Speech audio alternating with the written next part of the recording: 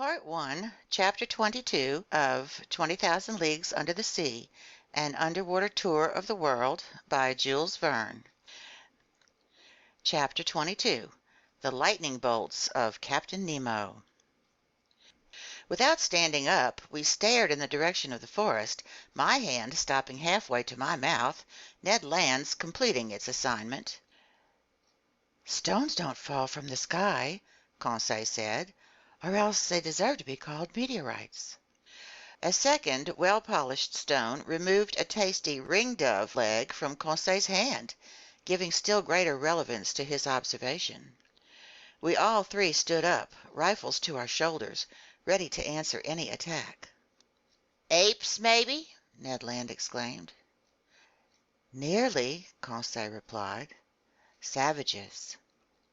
"Head for the skiff," I said, moving toward the sea. Indeed, it was essential to beat a retreat because some 20 natives, armed with bows and slings, appeared barely 100 paces off on the outskirts of a thicket that masked the horizon to our right. The skiff was aground 10 fathoms away from us. The savages approached without running, but they favored us with a show of the greatest hostility. It was raining stones and arrows. Ned Land was unwilling to leave his provisions behind, and despite the impending danger, he clutched his pig on one side, his kangaroos on the other, and scampered off with respectable speed. In 2 minutes we were on the strand, loading provisions and weapons into the skiff, pushing it to sea, and positioning its 2 oars were the work of an instant. We hadn't gone 2 cable lengths when 100 savages, howling and gesticulating, entered the water up to their waists. I looked to see if their appearance might draw some of the Nautilus's men onto the platform, but no, lying well out, that enormous machine still seemed completely deserted. 20 minutes later we boarded ship. The hatches were open. After mooring the skiff, we re-entered the Nautilus's interior. I went below to the lounge, from which some chords were wafting. Captain Nemo was there, leaning over the organ, deep in a musical trance. "Captain," I said to him. He didn't hear me. "Captain," I went on, touching him with my hand. He trembled, and turning around, "Ah, it's you, Professor," he said to me. "Well, did you have a happy hunt? Was your herb gathering a success?" "Yes, Captain," I replied, "but unfortunately we've brought back a horde of bipeds whose proximity worries me." "What sort of bipeds?" "Savages." "Savages," Captain Nemo replied in an ironic tone. "You set foot on one of the shores of this globe, Professor, and you're surprised to find savages there? Where aren't there savages? And besides, are they any worse than men elsewhere, these people you call savages?" "But, Captain—" "Speaking for myself, sir, I've encountered them everywhere." "Well, then," I replied, "if you don't want to welcome them aboard the Nautilus, you'd better take some precautions." "Easy, Professor. No cause for alarm." "But there are a large number of these natives." "What's your count?" "At least 100." "Professor Aronnax," replied Captain Nemo, whose fingers took their places again on the organ keys, "if every islander in Papua were to gather on that beach, the Nautilus would still have nothing to fear from their attacks."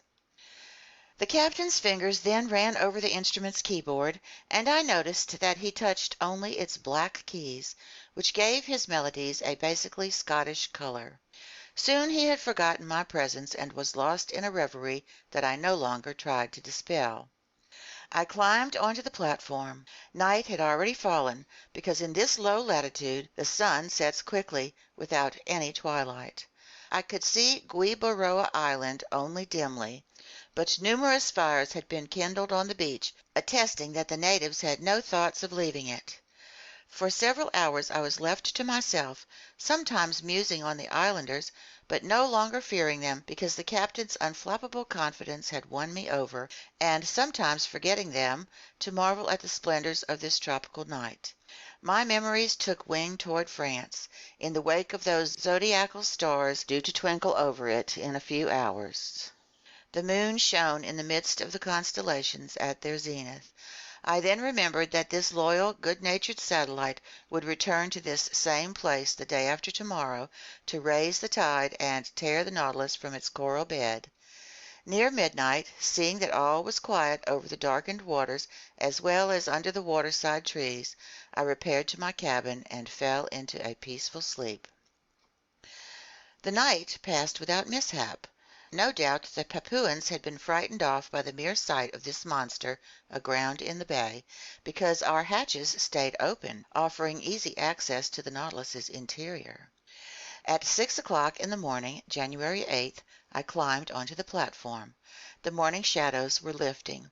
The island was soon on view through the dissolving mists, first its beaches, then its summits. The islanders were still there, in greater numbers than on the day before, perhaps 500 or 600 of them. Taking advantage of the low tide, some of them had moved forward over the heads of coral to within 2 cable lengths of the Nautilus. I could easily distinguish them.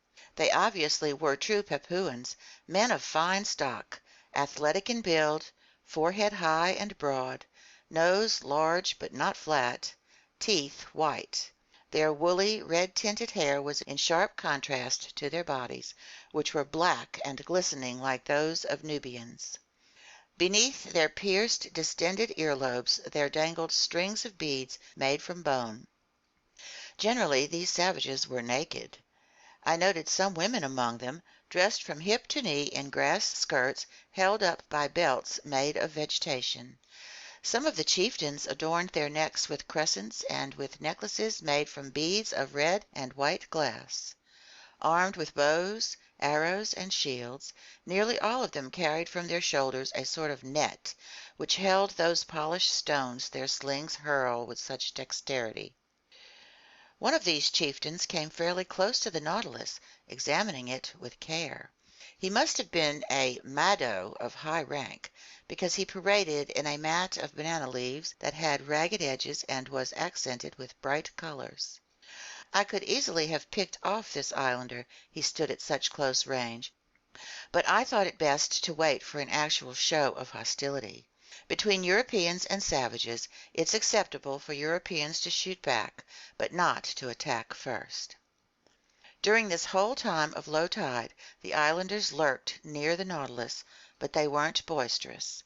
I often heard them repeat the word "Assai," and from their gestures I understood they were inviting me to go ashore, an invitation I felt obliged to decline. So the skiff didn't leave shipside that day, much to the displeasure of Mr. Land, who couldn't complete his provisions. The adroit Canadian spent his time preparing the meat and flour products he had brought from Guiboria Island. As for the savages, they went back to shore near 11 o'clock in the morning, when the heads of coral began to disappear under the waves of the rising tide. But I saw their numbers swell considerably on the beach. It was likely that they had come from neighboring islands or from the mainland of Papua proper. However, I didn't see one local dugout canoe. Having nothing better to do, I decided to dredge these beautiful clear waters, which exhibited a profusion of shells, zoophytes, and open-sea plants. Besides, it was the last day the Nautilus would spend in these waterways, if, tomorrow, it still floated off to open sea as Captain Nemo had promised. So I summoned Conseil, who brought me a small, light dragnet, similar to those used in oyster fishing. "What about these savages?" Conseil asked me. "With all due respect to master, they don't strike me as very wicked." "They're cannibals, even so, my boy." "A person can be both a cannibal and a decent man," Conseil replied, "just as a person can be both gluttonous and honorable. The one doesn't exclude the other." "Fine, Conseil, and I agree that there are honorable cannibals who decently devour their prisoners. However, I'm opposed to being devoured, even in all decency, so I'll keep on my guard, especially since the Nautilus's commander seems to be taking no precautions. And now let's get to work." For 2 hours our fishing proceeded energetically, but without bringing up any rarities. Our dragnet was filled with Midas abalone, harp shells, obelisk snails, and especially the finest hammer shells I had seen to that day. We also gathered in a few sea cucumbers, some pearl oysters, and a dozen small turtles that we saved for the ship's pantry. But just when I least expected it, I laid my hands on a wonder, a natural deformity I'd have to call it, something very seldom encountered. Conseil had just made a cast of the dragnet, and his gear had come back up loaded with a variety of fairly ordinary seashells, when suddenly he saw me plunge my arms swiftly into the net, pull out a shelled animal, and give a conchological yell, in other words, the most piercing yell a human throat can produce. "Hey, what happened to master?" Conseil asked, very startled. "Did master get bitten?" "No, my boy, but I'd gladly have sacrificed a finger for such a find." "What find?" "This shell," I said, displaying the subject of my triumph. "But that's simply an olive shell of the tent olive species, genus Oliva, order Pectinobranchia, class Gastropoda, branch Mollusca." "Yes, yes, Conseil, but instead of coiling from right to left, this olive shell rolls from left to right." "It can't be!" Conseil exclaimed. "Yes, my boy, it's a left-handed shell." "A left-handed shell," Conseil repeated, his heart pounding. "Look at its spiral." "Oh, master can trust me on this," Conseil said, taking the valuable shell in trembling hands. "But never have I felt such excitement." And there was good reason to be excited. In fact, as naturalists have ventured to observe, dexterality is a well-known law of nature. In their rotational and orbital movements, stars and their satellites go from right to left. Man uses his right hand more often than his left, and consequently his various instruments and equipment, staircases, locks, watch springs, etc., are designed to be used in a right-to-left manner. Now then, nature has generally obeyed this law in coiling her shells. They're right-handed, with only rare exceptions, and when by chance a shell's spiral is left-handed, collectors will pay its weight in gold for it. So Conseil and I were deep in the contemplation of our treasure, and I was solemnly promising myself to enrich the Paris Museum with it, when an ill-timed stone, hurled by one of the islanders, whizzed over and shattered the valuable object in Conseil's hands. I gave a yell of despair. Conseil pounced on his rifle and aimed at the savage, swinging a sling just 10 meters away from him. I tried to stop him, but his shot went off and shattered a bracelet of amulets dangling from the islander's arm. "Conseil!" I shouted. "Conseil!" "Eh, what? Didn't master see that this man-eater initiated the attack?" "A shell isn't worth a human life," I told him. "Oh, the rascal!" Conseil exclaimed. "I'd rather he cracked my shoulder." Conseil was in dead earnest, but I didn't subscribe to his views. However, the situation had changed in only a short time, and we hadn't noticed. Now some 20 dugout canoes were surrounding the Nautilus. Hollowed from tree trunks, these dugouts were long, narrow, and well designed for speed, keeping their balance by means of 2 bamboo poles that floated on the surface of the water. They were maneuvered by skillful, half-naked paddlers, and I viewed their advance with definite alarm. It was obvious these Papuans had already entered into relations with Europeans and knew their ships. But this long iron cylinder lying in the bay, with no masts or funnels, what were they to make of it? Nothing good, because at first they kept it at a respectful distance. However, seeing that it stayed motionless, they regained confidence little by little and tried to become more familiar with it. Now then, it was precisely this familiarity that we needed to prevent. Since our weapons made no sound when they went off, they would have only a moderate effect on these islanders, who reputedly respect nothing but noisy mechanisms. Without thunderclaps, lightning bolts would be much less frightening, although the danger lies in the flash, not the noise. Just then the dugout canoes drew nearer to the Nautilus, and a cloud of arrows burst over us. "Fire and brimstone! It's hailing," Conseil said, "and poisoned hail, perhaps." "We've got to alert Captain Nemo," I said, re-entering the hatch. I went below to the lounge. I found no one there. I ventured a knock at the door opening into the captain's stateroom. The word "Enter" answered me. I did so, and found Captain Nemo busy with calculations in which there was no shortage of x and other algebraic signs. "Am I disturbing you?" I said out of politeness. "Correct, Professor Aronnax," the captain answered me, "but I imagine you have pressing reasons for looking me up." "Very pressing. Native dugout canoes are surrounding us, and in a few minutes we're sure to be assaulted by several hundred savages." "Ah," Captain Nemo put in serenely, "they've come in their dugouts." "Yes, sir." "Well, sir, closing the hatches should do the trick." "Precisely, and that's what I came to tell you." "Nothing easier," Captain Nemo said, and he pressed an electric button, transmitting an order to the crew's quarters. "There, sir, all under control," he told me after a few moments. "The skiff is in place and the hatches are closed. I don't imagine you're worried that these gentlemen will stave in walls that shells from your frigate couldn't breach?" "No, Captain, but one danger still remains." "What's that, sir?" "Tomorrow, at about this time, we'll need to reopen the hatches to renew the Nautilus's air." "No argument, sir, since our craft breathes in the manner favored by cetaceans."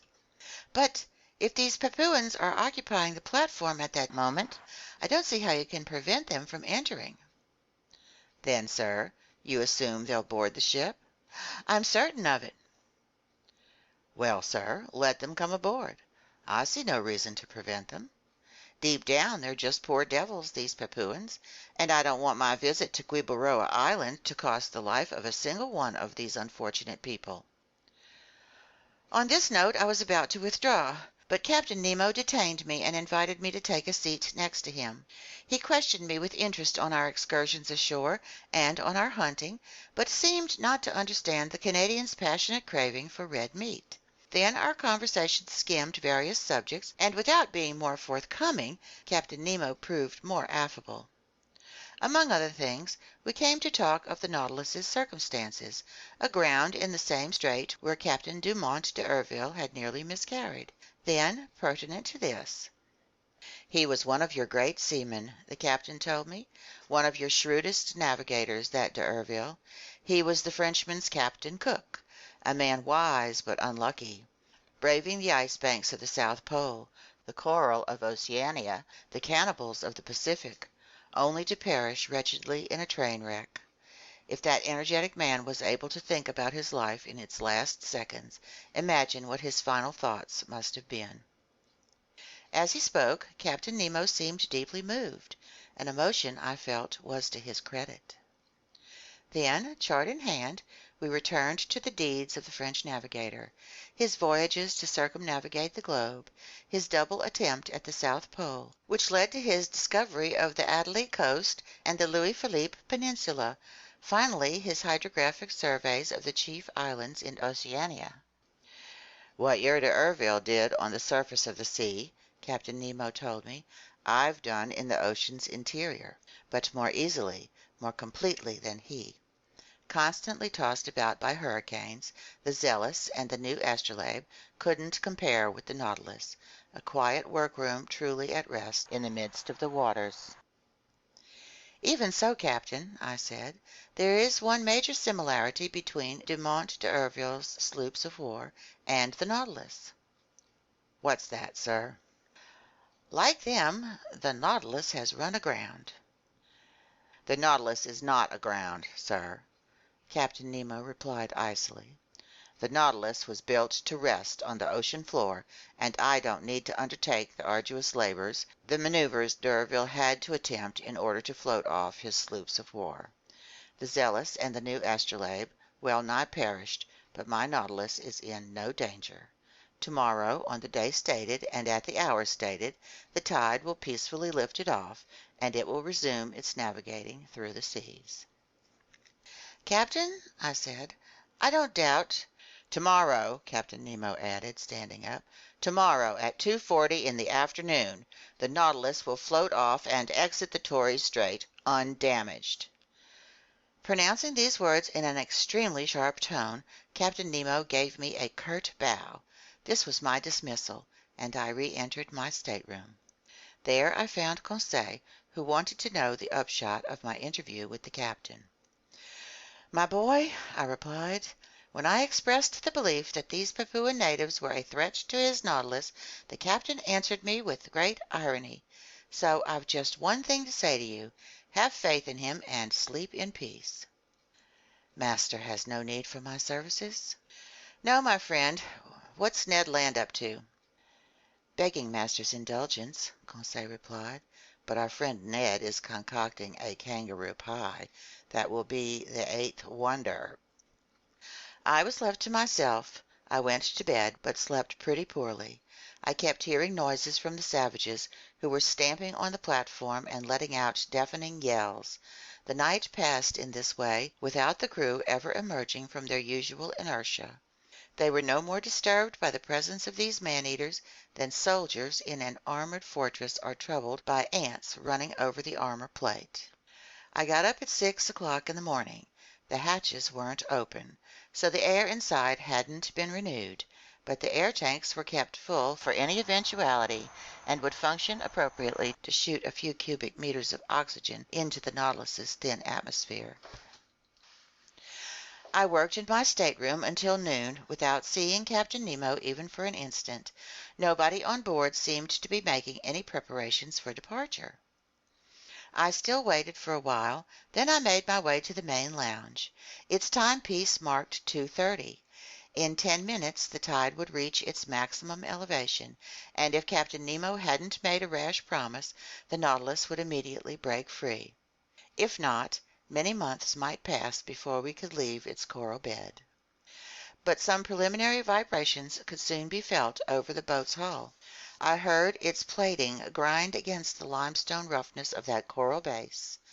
At 2:35, Captain Nemo appeared in the lounge. "We're about to depart," he said. "Ah," I put in. "I've given orders to open the hatches." "What about the Papuans?" "What about them?" Captain Nemo replied with a slight shrug of his shoulders. "Won't they come inside the Nautilus?" "How will they manage that?" "By jumping down the hatches you're about to open?" "Professor Aronnax," Captain Nemo replied serenely, "the Nautilus's hatches aren't to be entered in that fashion, even when they're open." I gaped at the captain. "You don't understand," he said to me. "Not in the least." "Well, come along and you'll see." I headed to the central companionway. There, very puzzled, Ned Land and Conseil watched the crewmen opening the hatches, while a frightful clamor and furious shouts resounded outside. The hatch lids fell back onto the outer plating. 20 horrible faces appeared. But when the first islander laid hands on the companionway railing, he was flung backward by some invisible power, Lord knows what. He ran off, howling in terror and wildly prancing around. 10 of his companions followed him. All 10 met the same fate. Conseil was in ecstasy. Carried away by his violent instincts, Ned Land leaped up the companionway. But as soon as his hands seized the railing, he was thrown backward in his turn. "Damnation!" he exclaimed. "I've been struck by a lightning bolt." These words explained everything to me. It wasn't just a railing that led to the platform. It was a metal cable fully charged with the ship's electricity. Anyone who touched it got the fearsome shock, and such a shock would have been fatal if Captain Nemo had thrown the full current from his equipment into this conducting cable. It could honestly be said that he had stretched between himself and his assailants a network of electricity no one could clear with impunity. Meanwhile, crazed with terror, the unhinged Papuans beat a retreat. As for us, half laughing, we massaged and comforted poor Ned Land, who was swearing like one possessed. But just then, lifted off by the tide's final undulations, the Nautilus left its coral bed at exactly that 40th minute pinpointed by the captain. Its propeller churned the waves with lazy majesty. Gathering speed little by little, the ship navigated on the surface of the ocean, and, safe and sound, it left behind the dangerous narrows of the Torres Strait. End of chapter 22.